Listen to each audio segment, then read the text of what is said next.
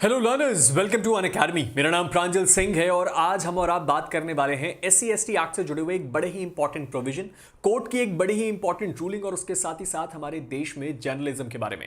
ये बात हम और आप दोनों बड़ी अच्छी तरह से जानते हैं कि जर्नलिज्म यानी कि मास मीडिया हमारे देश की डेमोक्रेसी का चौथा पिलर माना जाता है। लेकिन एक सवाल मैं आपसे ये पूछना चाहता हूं कि क्या हमारे देश के जर्नलिस्ट के पास ये एक एब्सोल्यूट अधिकार है कि वो अपने इस जर्नलिज्म के अधिकार का इस्तेमाल करके किसी के साथ कैसा भी बर्ताव करें और कुछ भी बोले? और उसके साथ ही साथ कि क्या ऐसे मामलों में जर्नलिस्ट को एससी एसटी एक्ट में कोई स्पेशल प्रोटेक्शन मिलता है, और अगर मिलता है तो क्यों, और अगर नहीं मिलता तो कौन से प्रावधान के बेस पे?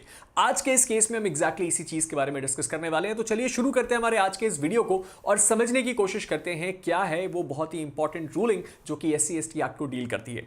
इस वीडियो को शुरुआत करते हैं इस केस की डिटेल्स को समझ लेने से, ताकि अगर आप भी इस केस के बारे में जाके पढ़ना चाहें तो वो पढ़ सकें। इस केस का नाम है Mukesh कामवत versus state of Madhya Pradesh. ये एमपी का केस है।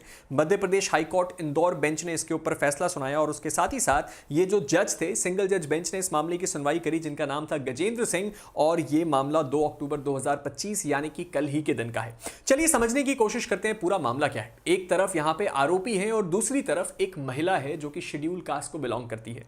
यहां पे जो अक्यूज्ड है उनका नाम है मुकेश कुमावत और एक दूसरे अक्यूज्ड भी हैं जिनका नाम है मोहित जाट, और ये दोनों एक तो दूसरे को और अपने आप को जर्नलिस्ट बुलाते हैं। दूसरी तरफ जो पीड़िता है, जो महिला है, वो एक टीचर है और शेड्यूल कास्ट को बिलोंग करती है। लेकिन यहां पे इन दोनों के बीच जो इंटरेक्शन हुआ वो शायद आपको भी थोड़ा शॉक कर देगा। चलिए समझते हैं ये पूरे मामले को। ये बात है मार्च 2025 की, जहां पे जो आरोपी दोनों व्यक्ति हैं वो इस टीचर के स्कूल में जाते हैं। इस टीचर के स्कूल में शायद कोई न्यूज की बाइट लेने या किसी चीज को कवर करने। यहां पे वो ऐसा स्पेकुलेट करते हैं कि वो इस स्कूल इसलिए गए थे क्योंकि उनको इस बारे में जानकारी मिली थी कि गलत तरीके से पैसों की रिकवरी करी जा रही है इस स्कूल में बच्चों से।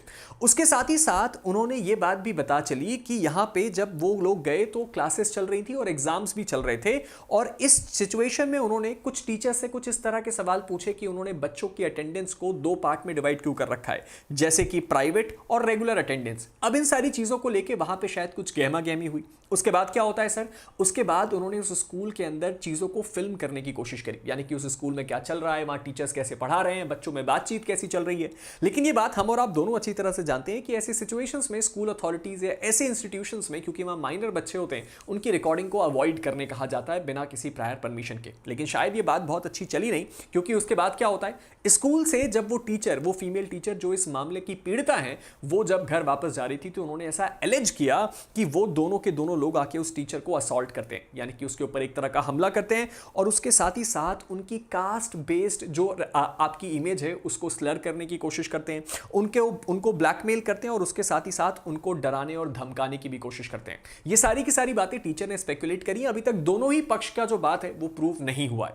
इसके बाद क्या होता है सर, उसके बाद होती है सबसे ज्यादा डिस्टर्बिंग चीज जो हमें और आपको दोनों ये बात सोचने पे मजबूर करती है कि हमारे देश में कभी भी कोई व्यक्ति को अगर कोई अधिकार मिलता है तो उसको उस बात का रियलाइजेशन होना चाहिए कि उस अधिकार को उसको कैसे अच्छे तरीके से इस्तेमाल करना है।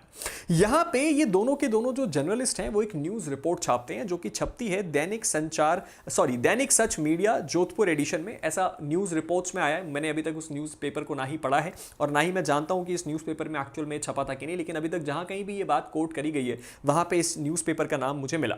तो ये न्यूज़ छपी 26/3/2025 को, जहां पे उन्होंने उस महिला टीचर को चिंदी चोर कह के बुलाया, यानी कि उन्होंने ऐसी बात छापी जिसको अगर इंग्लिश में ट्रांसलेट किया जाए तो वो पेटी थीफ के जैसा साउंड करता है।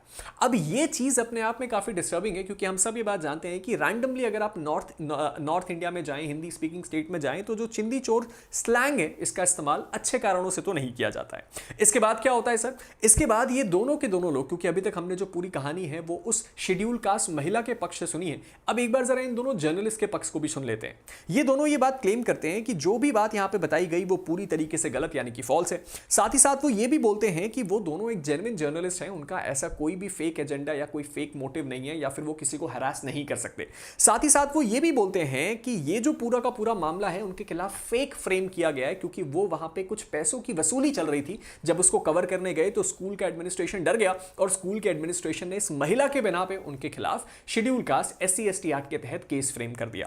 इसके बाद वो कोर्ट में जाते हैं और कोर्ट में जाके बोलते हैं कि हमें एंटीसिपेटरी बेल दी जाए। अगर आप में से कोई एंटीसिपेटरी बेल का मतलब नहीं जानता तो मैं आपको बता देना चाहता हूं एंटीसिपेटरी बेल का मतलब होता है कि एक व्यक्ति को अरेस्ट होने से पहले इस बात का आभास हो जाए कि पुलिस उसका अरेस्ट कर सकती है और इस सिचुएशन में वो कोर्ट से ये बोलता है कि आप मुझे अरेस्ट होने से पहले ही बेल ग्रांट कर दें।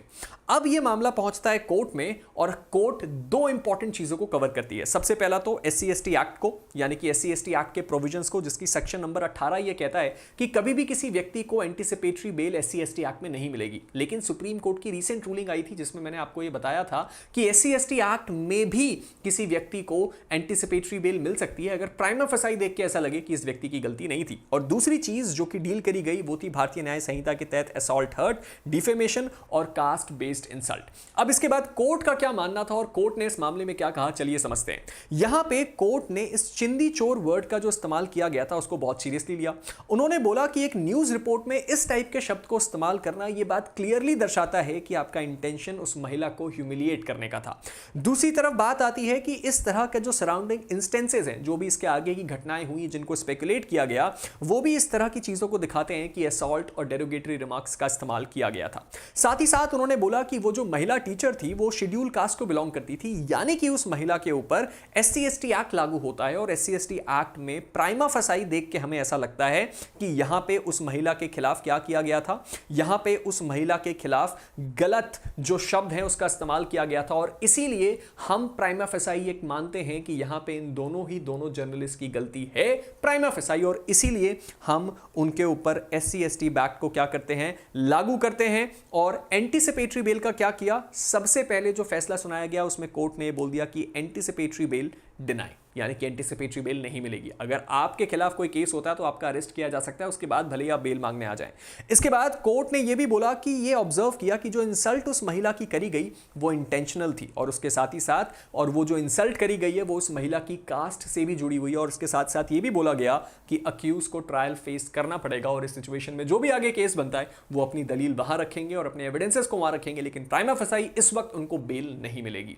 इस केस से हमने दो बड़ी इंपॉर्टेंट बातें सीखी। सबसे पहला तो ये कि सेक्शन नंबर 18 को लेकर जो रीसेंट सुप्रीम कोर्ट का जजमेंट आया था कि SC/ST एक्ट में एंटीसिपेटरी बेल मिल सकती है, उसका मिसयूज नहीं हो सकता। और दूसरी सबसे इंपॉर्टेंट बात कि हमारे देश में अगर कोई भी ऐसा व्यक्ति है जो किसी भी छोटी से छोटी पावर को भी इस्तेमाल करता है तो उस पावर का मतलब ये नहीं कि आप अपने फंडामेंटल राइट का इस्तेमाल करते करते किसी दूसरे का फंडामेंटल राइट वायलेट कर दें।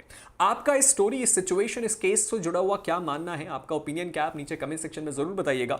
लेकिन इससे पहले कि मैं इस वीडियो को एंड करूं, दो इंपॉर्टेंट बातें मैं आपको बताना चाहता हूं। सबसे पहला तो ये कि अगर अभी तक आपने मेरे टेलीग्राम ग्रुप प्रांजल सिंह अकेडमी को फॉलो नहीं किया तो उसको फॉलो कर लीजिए। मुझसे जुड़ी हुई सारी अपडेट, सारी जानकारियां आपको इसी टेलीग्राम ग्रुप में मिलेंगी। उसके साथ ही साथ अगर अभी तक आपने बैरिस्टर बैच ज्वाइन नहीं किया पूर्व मैम को तो उसको ज्वाइन कर लीजिए, क्योंकि इस बैरिस्टर बैच में आपका इस बार का AIB क्लियर होना तय है और इसका प्राइस भी बहुत सरप्राइजिंग है, जो कि है मात्र 999 रुपए, यानी कि 1000 रुपए भी नहीं। और इसके अंदर आपकी पूरी AIB की कंप्लीट तैयारी होती है अपूर्वा मैम के साथ, तो इसको मिस मत करना।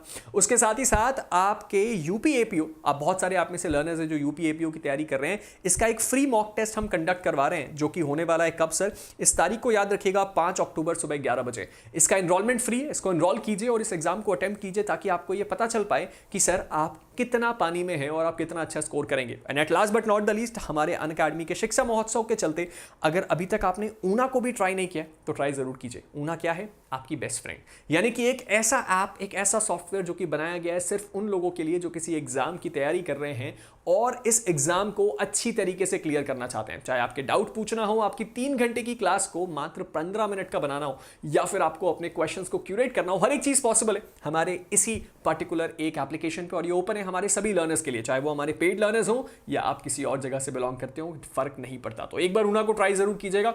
फिलहाल मैं आपसे विदा लेता हूं, आप सबसे मुलाकात बहुत जल्द होगी। तब तक के लिए stay motivated and keep learning. Thank you and have a very good day.